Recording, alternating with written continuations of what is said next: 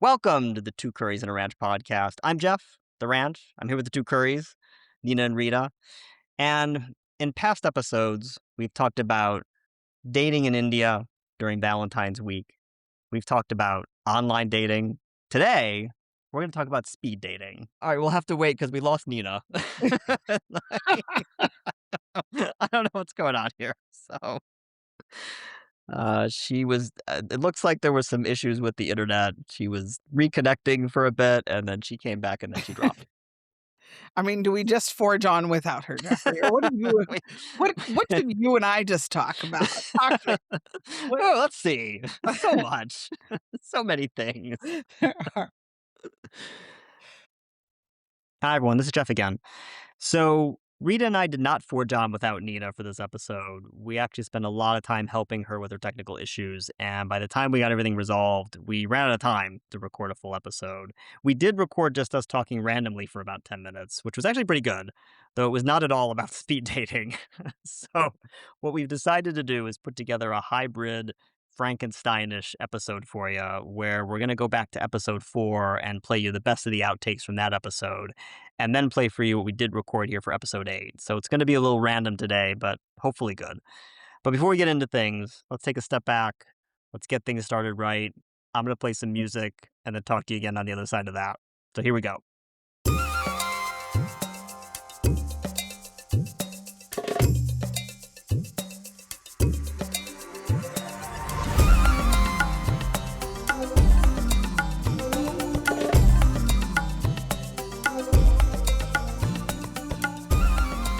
Okay, so episode 4 was called 50 is the New F Word.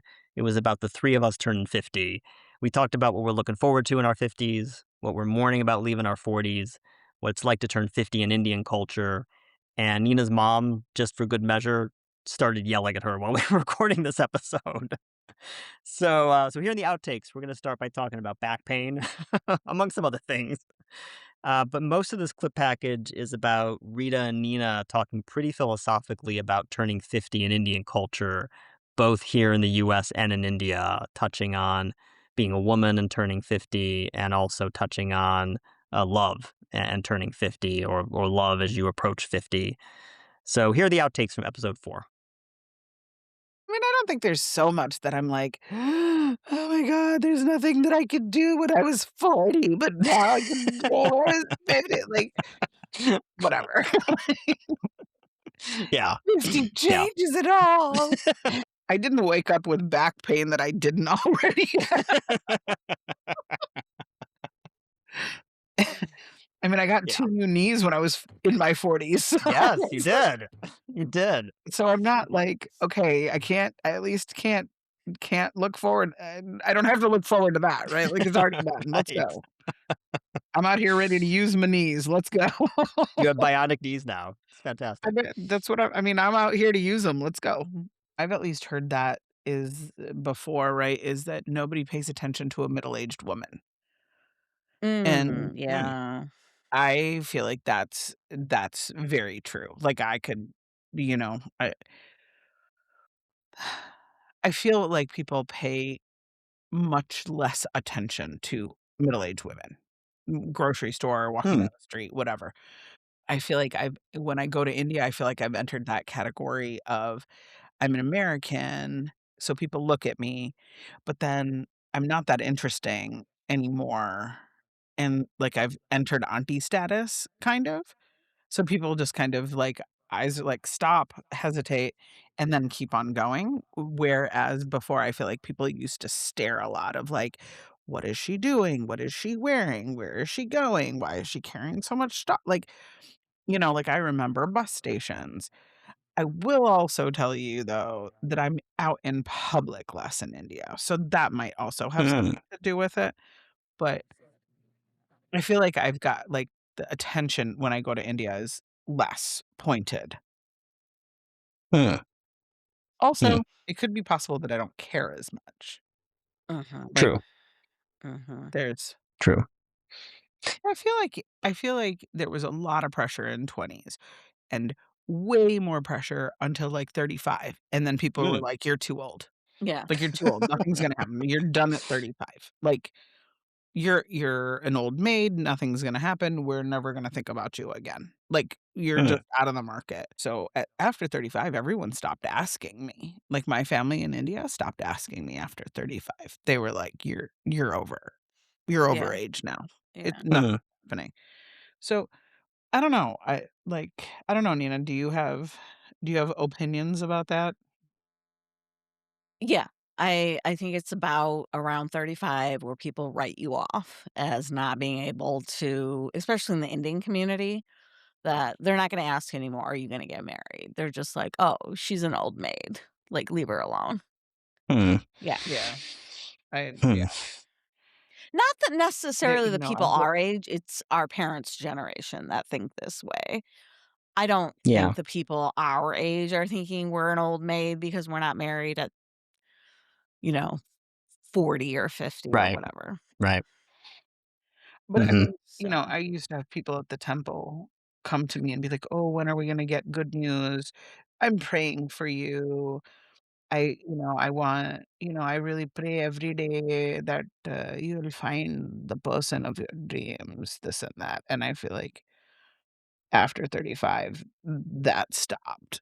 Like they stopped asking, Hmm. they stopped, you know, doing all those sort of weirdo things. What is the perception of being 50 in India and in Indian culture? Oh, you're you're kinda absolutely old. done with your You're old. life. Like, your life is done. You've had your Wow. kids are educated, you've A, had ki you've been married, you have kids, your kids are adults, your kids are married, and you're on your way to having grandkids if you don't already have them. You're on your way to, like, retirement, done, life is over. Yeah. Retirement is yeah, retirement Mm. age, there's like a forced retirement age of 60 or 62, I think. Yeah. Wow. Well, people Yeah, Mm. don't live as you're long, I think, in India, right? Is that right? I don't know. yeah, they don't I think, the average age is also Yeah, less. Yeah. yeah, Yeah, no, you're just done, like, you're old and gray and frail and yeah. definitely archetypes. Definitely archetypes. Hmm. Yeah. Do you think that's the same for out here, for being Indian out here? Yes and no. Like, I think there Yes and are no. I feel like people we're yeah. the first generation that are hitting mm, we're we're the first generation of kids born here, Mhm. right? Our parents immigrated, and so we have maybe older siblings that have hit this age group that have assimilated into American culture, maybe a little more coconutty than we are, maybe not. I don't think there has been a lens put on us here in the US in that same way. Mm. Yeah. I mean, we have friends, right, that are 5, 7, 10 years older than us. Some are married, some are not. Some have been in 20-year relationships that they've just gotten out of. Some are married and have kids and and are following that same sort of, I will say normal-ish, quote unquote, way of doing things.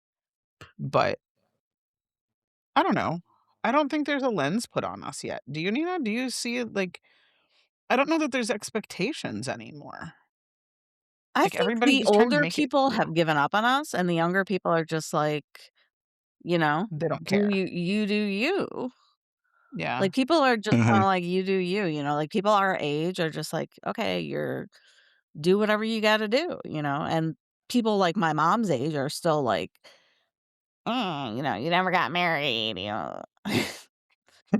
don't have any kids," and you're just like, "Okay," you know, just deal with it. So those were episode 4 outtakes. I think it got a little heavy there, but we're gonna lighten it up with our random convo from the other night. I'm not even trying to intro this. I think I'm just gonna play it. Here it is. Oh, what I wanted to tell you guys was I started actually looking at the DMs that I get from my blog and seeing who these characters are that are like, "Hey," like one of them I was like, "Hey, can you send me a picture by taking off all your clothes?" That was one dude. Classy. Another one, like, usually they just say hi, hello. Like, one of them was like, "Where are you?" or "How can I help you?" It's like Hmm. Very nice of him. yeah, it was Very like helpful. yeah, and then one guy was like, "Where are you?" And I'm like, "Okay." So, the reason I'm looking at these, I'm like, what if there's one lonely person who is like the love of my life, who is reading my blog in Mm. India, and maybe I will meet him if I reply. I don't reply back to any of these messages. Facebook replies back to them because 'cause they're assholes and they want me to, like, What does Facebook say? "How can I help you?" Like, I see. um And then it prompts them yeah, to it prompts yeah. them to talk when they, like, message me. So, I'm looking for all avenues. What I'm trying to say is I'm leaving all the doors open. I I will Why tell not? you, Nina, I don't think it's a bad idea. I think there's a lot of people who have slid into DMs Yeah, and mhm, it's worked. absolutely, absolutely, and I look at their profile and I'm like, "Okay, you look like you're 17 or 25 or, whatever," but, like, um, nobody has seemed normal to me yet, but I'm still like, I'm gonna give it a try. There was one guy who was a poet who was like, "Oh, fellow poet, we can follow each other." I was like, "Yeah," you know? I'm not hating the idea of you checking the DMs every once in a while. It's just like Instagram, right? You gotta look at the requests, you gotta look at those things. It's not Yeah. Yeah. I think it's a good idea. Yeah, Like You're now and gonna be if y okay. now if you meet the love of your life, where does it go from there? Because he's in India. I We don't know, have I haven't thought that far ahead. Jeffrey, we know how to deal with that. I get my passport. I have an appointment on Wednesday for the passport, so let's see if Nice. Madre will go with me, otherwise I'll just go by myself and get my passport ready. Although I need her checkbook because they only accept checks. So they don't She's accept been credit hounding you, cards. Nina. Huh? You gotta get her prepped on Tuesday To get with out on her Wednesday. I to know. get out on Wednesday. Like, you gotta get her to take a shower and get her hair done and do all those things on Tuesday. Yeah. That's what your job is. Yeah. And then because she's been on your case to get it done, so Yeah. I think she'll be at least a little bit motivated. Yeah. Yeah. But Jeffrey, there's a whole process and there's a Mm. whole show called 90 Day Fiancé. That's true, there is. There's a whole show about it. By the way, I looked it up. They get $3,000 an episode, Whoa. Hey. 2,000 to $3,000 an episode. Like, which isn't bad for like, Mm-mm. and then probably residuals, which are less, Yeah. obviously way less than that. But Yeah. I mean, $30,000 isn't a bad chunk of change. Plus needed the exposure for your blog. Oh my You god, you have to be saying every 5 minutes, "Oh, I have to go write a blog for my website, for my ninacore.com." exactly. KAUR, by the way. That's exactly what you do. Oh, I'm thinking about starting a Patreon for my blog. What's a Patreon? It's where you have people pay extra money for exclusive content. Yeah, that's what I'm So doing. we need to do that for us here on our potty. Well, Well, we need to build our audience before we can do extra bonus content. Like that shit. I mean, Jeff's going to be and editing it. well, Like, and the problem is we're running out of bonus content because we're making episodes out of the outtakes. we're, we're on We episode have no 7. bonus content. I mean, we'll just have to find more time in our very busy schedule. to shoot the shit. To continue to shoot the shit. Yeah. Yeah. I mean, I'm Um, just saying. so I We can do started that. the weight loss injection and immediately I was full. Um, it was a hoax. It was a mental hoax because I ended up eating Matai, which is Indian sweets, because that's the only sugar we had in the house. Instead of chocolate, I ate these Indian sweets that I'm not the hugest fan of, but it was all I could find. Wait a minute. I thought the shot was supposed to suppress your appetite. Well, yeah, it's only day 2, okay? Give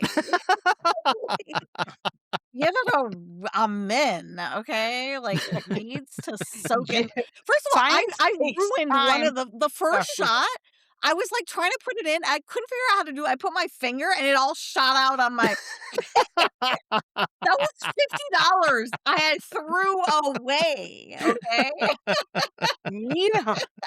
I was like, "You dumbass, like, how can you be so Did you dumb?" not read the instructions? No, I watched the YouTube video and I did it eventually, but, it cost me one injection, which is Tell me $50. again what you did. So, like, I was like, "Why is this not, like, or I was like, "How does this work?" And I put my finger on there, and it just shot out and got everywhere. So you were trying to figure out how to inject it, and Yeah, yeah, you finally did figure it out. yeah, it's amazing, that I could figure out something like that. Okay. Oh my god. Oh my god. I am so tired. I keep waking up at 6 o'clock. My sister's like, "You're 50. Do you think you're gonna get" like, she's just pissed because she wakes up at 4 o'clock for a goddamn kid every morning, and she's like, "Ooh, you got up at 6." This is what I keep telling her. She's like, "Oh my god, I got up at 6." So you got up at 6, bitch. Get up and go. Like, what the fuck are you But waiting I go to bed around at, for? like, 12, and then it's So getting what? Just get up and fucking go. Your body doesn't need it. I did, but I No, just you complained about it for 3 hours before you did.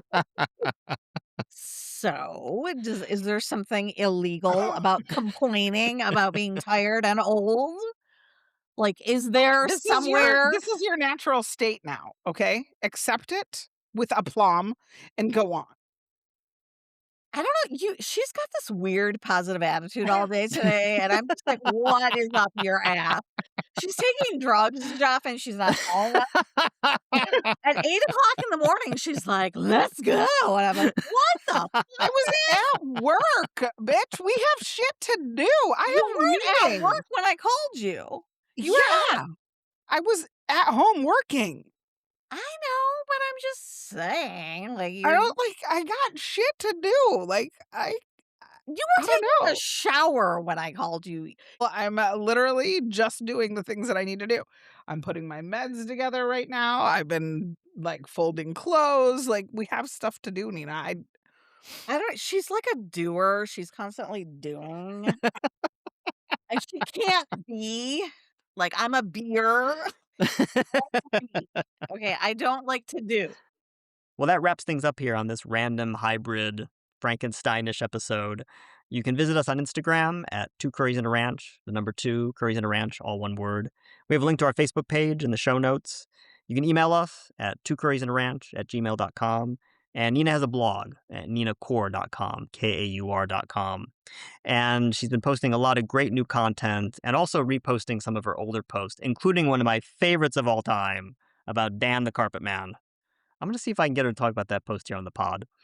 I'm Team Dan, by the way. Hashtag Team Dan.